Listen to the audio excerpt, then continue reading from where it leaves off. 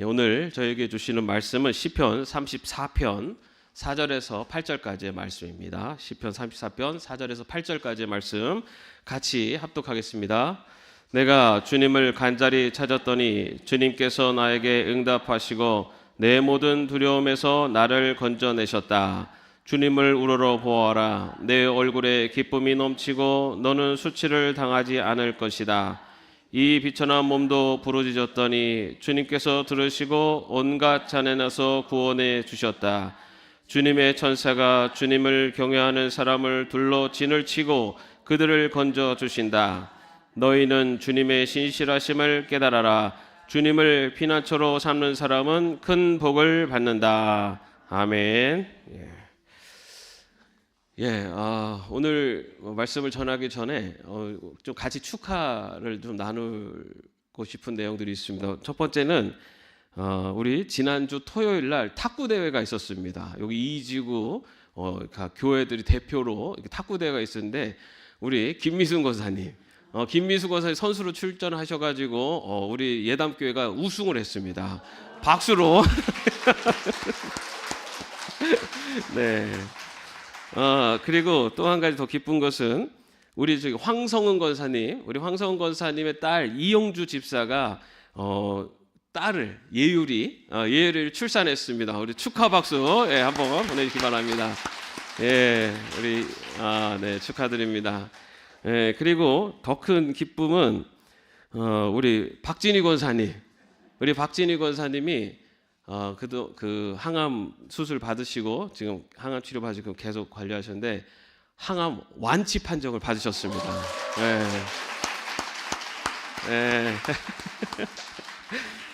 아니 오늘 새벽 기도 때도 제가 축하드렸어요. 근데 우리 권사님 이렇게 항암 치료하시면서 완치 판정 받으신 이 소식이 지금 항암 치료 받고 있는 우리 교우들에게 큰 기쁨이 되고 희망이 될 겁니다. 그래서 우리 권사님 항암 완치 받으신 것처럼 지금 항암 치료 가운데 있는 우리 교우들이 이렇게 기쁜 소식을 나눌 수 있도록 여러분들 계속해서 기도해 주시고 또 관심 가져주시면 감사하겠습니다. 자, 이제 설교로 들어가겠습니다. 여러분 그 갑작스러운 위기에 닥치면은 여러분 어떠실 것 같아요? 제가 초등학교 때였죠. 초등학교 때였습니다. 초등학교 때 제가 좀 시골 출신이에요. 서울 사람 같지만 제가 시골 출신입니다. 그래서 이렇게 농사짓는 마을이었고, 그래서 이제 그 농사짓고 그러면은 이제 우리 어릴 때 아이들이 이제 뭐를 잘하죠? 이제 그 서리를 하잖아요. 저희 때만 해도 그게 좀 뭐 크게 뭐 어려움 이게 많이 그 서리를 많이 했습니다. 그러다가 그 윗동네로 가다가 동네 아이들하고 그 무 있죠, 무가 이렇게 맛있어 보이는 거예요. 그래가지고 무를 그냥 그 자리에서 딱 뽑고 있는데 저기서 주인 아저씨가 그걸 발견한 거예요. 그래가지고서는 이제 우리 냅다가 도망을 쳤죠. 막 도망을 치는데 도망을 칠 때는 뭐 길로 가지 않잖아요. 막 산으로 막 도망가잖아요. 그래서 저도 안 가본 막 산으로 도망갔어요. 근데 그 같이 갔었던 동료들은 다 어디론 거 다 흩어지고 저도 혼자 막 도망치다가 산속 깊숙이 들어간 거예요. 들어가고 이제 한숨을 탁 돌리고 딱 돌아섰는데 제 앞에 뱀이 이렇게 딱 서 있는 거예요. 제가 거기서 서 있는 동안 얘가 언제 와서 거기서 자기도 놀랐을 것 같아요. 갑자기 제가 나와가지고 탁 나타나니까 뱀이 딱 앞에 서 있는데 이렇게 머리를 탁 들고 서 있으니까 이거는 좀 독사 느낌이에요. 근데 그 순간에 제가 어떻게 했을 것 같습니까? 아무 생각도 안 납니다. 멍해져가지고 저도 꼼짝도 못하는 거예요. 쟤도 꼼짝도 못하고 저도 꼼짝도 못하고 그렇게 서로 이렇게 바라보고 있다가 정말로 아무 생각 안 들더라고. 그래서 막 그 순간에 또 드는 생각은 이렇게 계속 눈을 째려봐야 된다고. 이렇게 돌아서는 순간 이렇게 물 수 있다. 막 이런 생각 들고 그래서 막 어떻게 되나 모르겠어요. 그냥 그 순간에 멍하니 가만히 있게 되더라고요. 그러다가 고마운 건 얘가 가더라고요.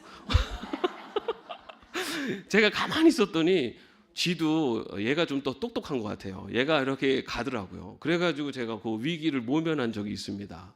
제가 그때 느낀 게 뭐냐면 이렇게 갑작스럽게 위기에 탁 처하면요 아무것도 생각이 안 나더라고요. 정말. 예. 그런 경험이 좀 있었는데, 그래서 제가 이제 이렇게 위기의 순간에 그 위기를 이렇게 위트 있게 또는 이렇게 참 이렇게 대응을 잘해서 넘기는 사람들 이야기를 들으면 참 대단해 보여요. 예.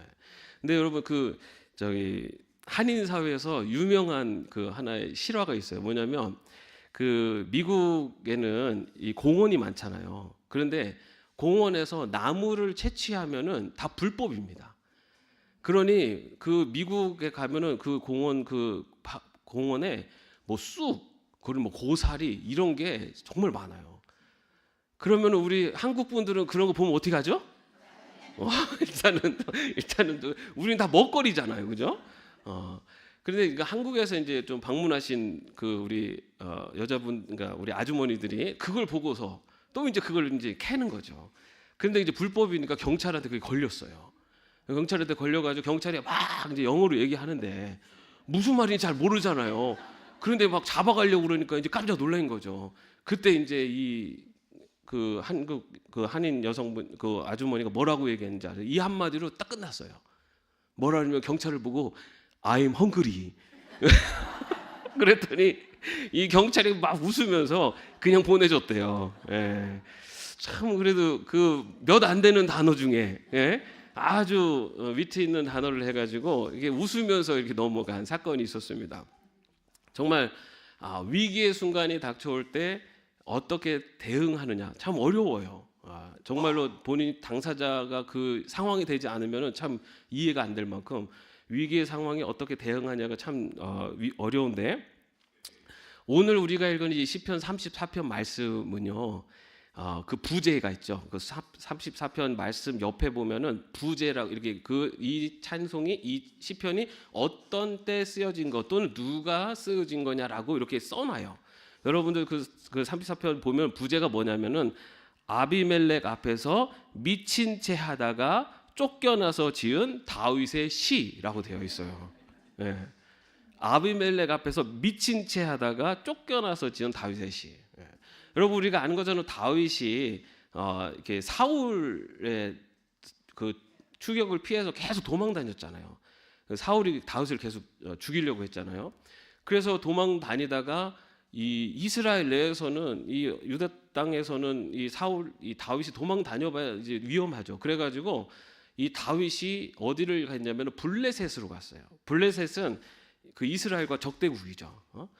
그래서 블레셋에 가서 내가 좀 그쪽에서 이렇게 사울을 피하려고 갔는데 거기에 블레셋에 아기스 왕이 있었습니다. 당시에.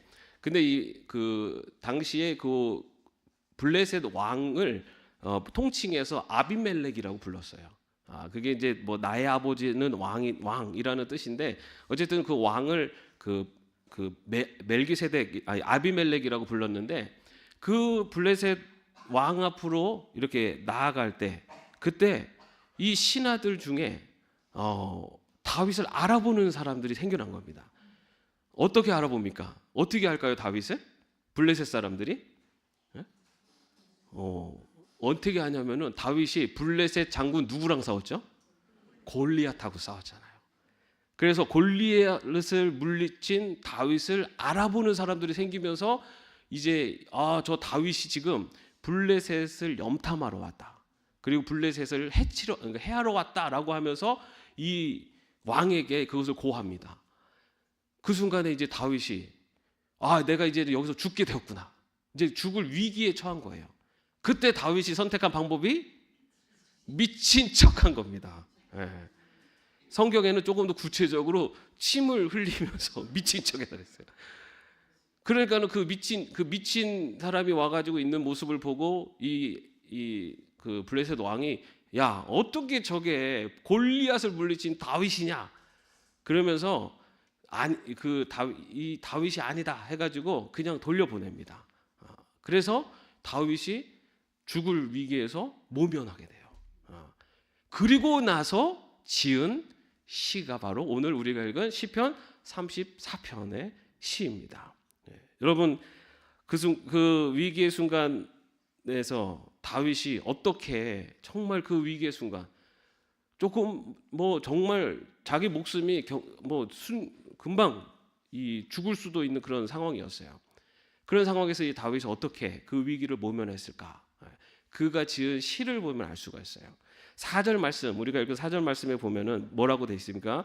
내가 주님을 간절히 찾았더니 주님께서 나에게 응답하시고 내 모든 두려움에서 나를 건져내셨다. 예.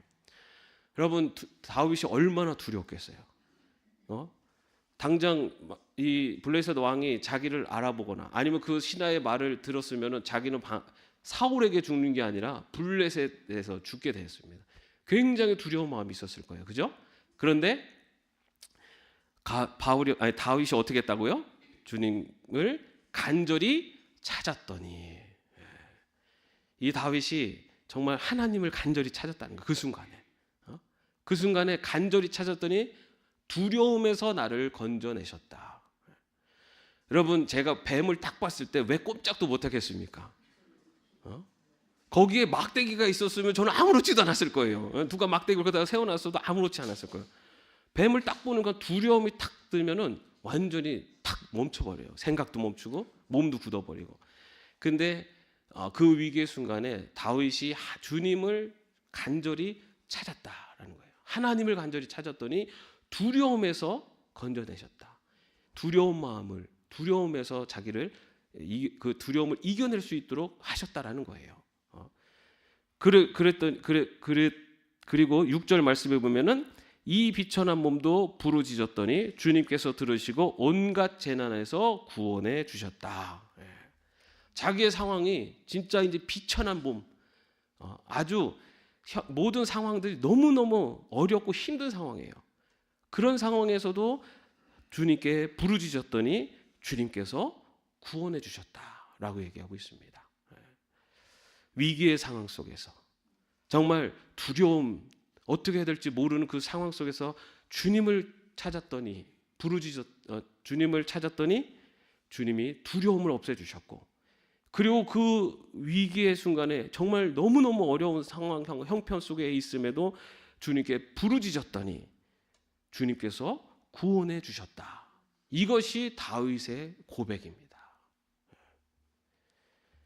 그러면서 다윗이 이어서 어떤 고백을 하냐면 7절 말씀에 보면은 주님의 천사가 주님을 경외하는 사람을 둘러 진을 치고 그들을 건져 주신다. 어떤 사람이요? 주님을 경외하는 사람. 우리가 지난번에도 경외라고 하는 단어를 많이 우리가 시편에서 사용하고 있습니다. 경외라는 것은 주님을 공경하고 그와 동시에 두려워하는 사람. 주님을 공경하면서도 두려워하는 사람. 주님을 사랑하지만 주님을 두려워하는 사람.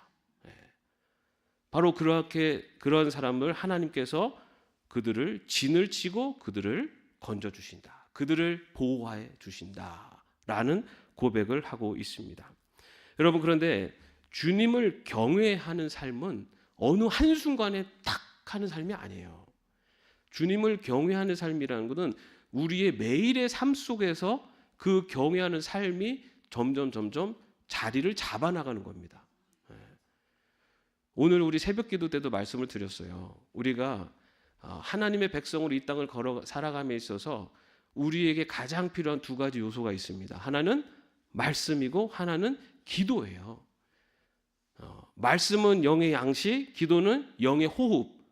우리가 말씀을 먹고 기도해야지만이 우리의 영이 건강하게 자라는 겁니다. 그런데 우리는 뭘 좋아하냐면요, 특식을 좋아해요. 말씀을 꾸준히 매일마다 섭취하고 그렇게 건강한 게 아니라 쫄쫄쫄 굶다가 어느 기회가 돼서 뭐 부흥성에 막 말씀 집회하면 막 그런 데서 혹 해가지고 가서 특식만 먹으려고 그래요. 여러분, 쫄쫄쫄 굶다가 갑자기 기름진 거 먹으면 어떻게 됩니까? 배탈 나요. 배탈 나갖고 그 특식에서 들었던 좋은 말씀도 다 까먹어요. 우리가 매일 삶에서 말씀 가운데서 거하고 그리고 영적인 호흡을 해가야 됩니다. 여러분, 오늘 하루 살면서 몇 번 호흡하세요? 영적인 호흡. 기본 3번은 하시죠. 그죠? 조금 더 하시는 분은 한 5번도 하세요. 잠자고 일어나고 또 잠잘 때. 그리고 세 번은 뭐죠? 밥 먹을 때. 예. 그죠? 몇 초 하세요? 밥상 갖다 놓고 뭐 오래는 안 하시잖아요. 그죠? 여러분 그런데 정말로 우리 영이 경외하는 삶, 하나님을 높이고 하나님을 두려워하는 삶을 살기 위해서 우리가 필요한 영적인 양식과 영적인 호흡은 어느 한순간에 특식처럼 먹는 게 아니고, 아니면 정말 아사 직전까지 질식 직전까지 가는 그 상태가 아니고요. 매일의 삶 속에서 말씀을 꾸준하게 먹고, 그리고 우리의 삶 속에서 정기적으로 계속해서 호흡을 해나가는 것. 이것이 갖춰질 때 우리가 하나님을 경외하는 삶을 살 수 있습니다. 여러분 다윗이 지금 고백하는 것처럼 주님을 경외하는 사람들을, 주님의 사람을 둘러 진을 치고 그들을 건져주신다라고 이 말씀은 우리 삶 속에서, 매일의 삶 속에서 하나님과 동행하는 자에게서 주시는 복이라는 거예요. 다윗이 그 위기의 순간에 주님을 찾을 수 있었던 것은 다윗의 매일의 삶이 바로 주님을 경외하는 삶을 살았기 때문이라는 겁니다.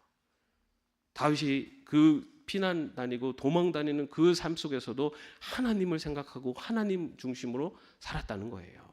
그래서 우리가 아는 것처럼 다윗이 사울을 죽일 수 있는 기회가 왔음에도 불구하고 그 순간에서도 그 위기를, 자기의 위기를 모면하는 걸 선택하는 것이 아니라 누구를 선택합니까? 하나님의 말씀을 선택하잖아요. 그래서 하나님의 기름 부음 받은 자를 해할 수 없습니다라고 하면서 하나님의 뜻에 순종하는 겁니다. 그것은 그의 삶 속에 매일매일의 삶에 그런 경외의 삶이 이루어졌기 때문에 위기가 찾아오는 그 순간에도 그 위기의 순간에 빠져드는 것이 아니라 하나님 앞에서 하나님을 찾고 하나님을 의지하며 살아갈 수가, 그 위기 순간을 모면할 수가 있었던 겁니다. 이처럼 하나님을 경외하는 자를 하나님께서 보호하시고 건져주시다 말씀하시고, 이 같은 34장 17절 말씀에 보면은 의인이 부르짖으면 주님께서 반드시 들어주시고 그 모든 재난에서 반드시 건져주신다라고 그렇게 고백하고 있습니다. 또한 8절 말씀에 보면요, 너희는 주님의 신실하심을 깨달아라. 주님을 피난처로 삼는 사람은 큰 복을 받는다라고 되어 있어요.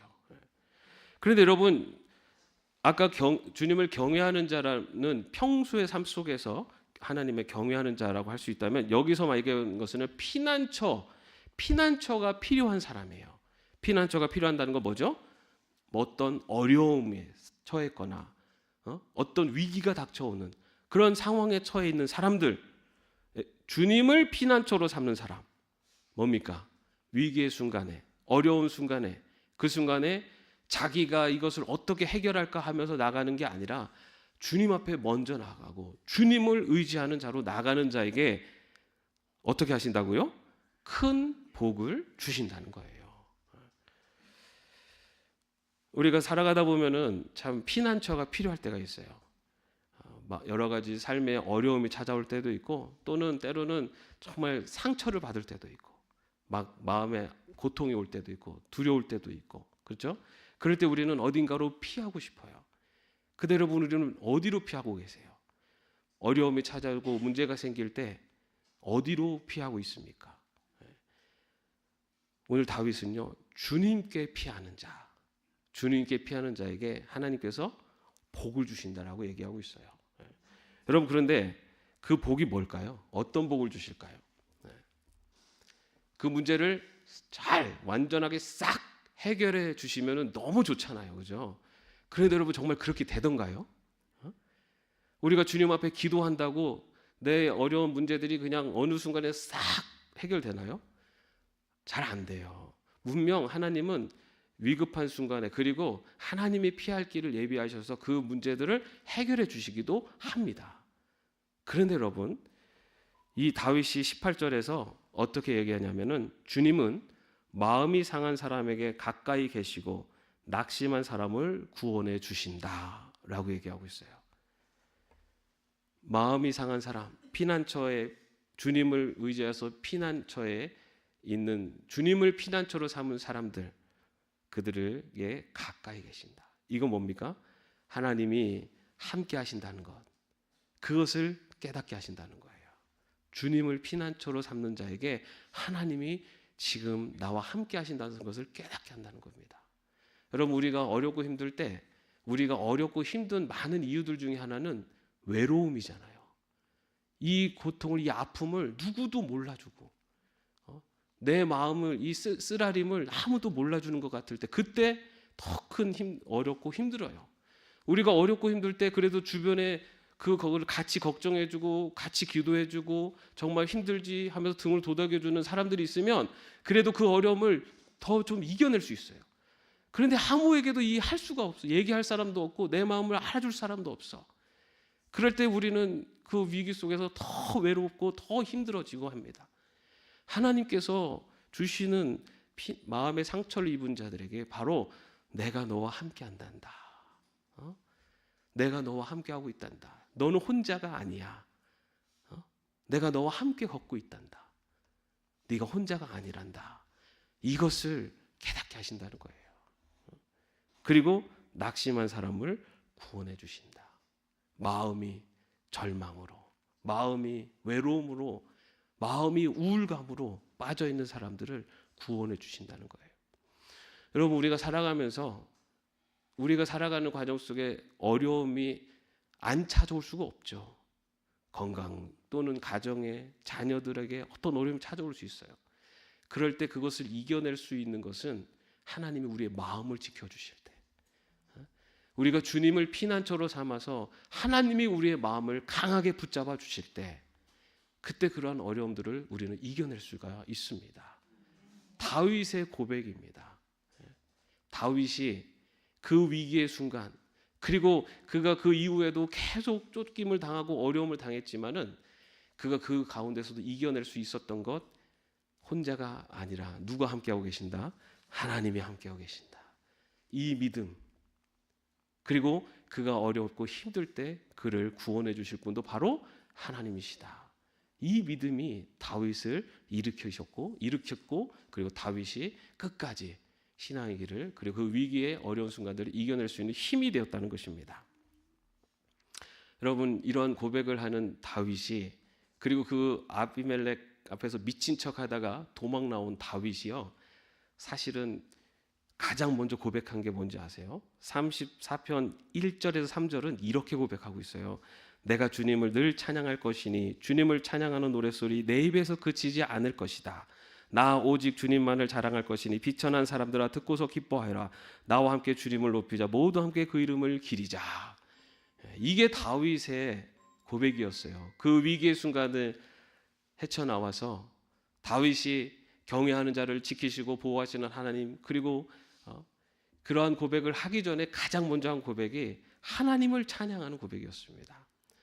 여러분, 우리들도 우리의 어떤 삶의 순간에서도 우리를 지키시고 보호하시는 하나님, 그리고 우리를 구원해 주시는 하나님, 우리와 함께 하시는 하나님, 혼자 두지 않으시는 하나님, 그 하나님을 대한 분명한 믿음과 소망을 가지고 어떠한 삶의 순간에도 하나님을 찬양할 수 있는 하나님의 백성으로 살아갈 수 있기를 주님의 이름으로 축원합니다. 기도하겠습니다.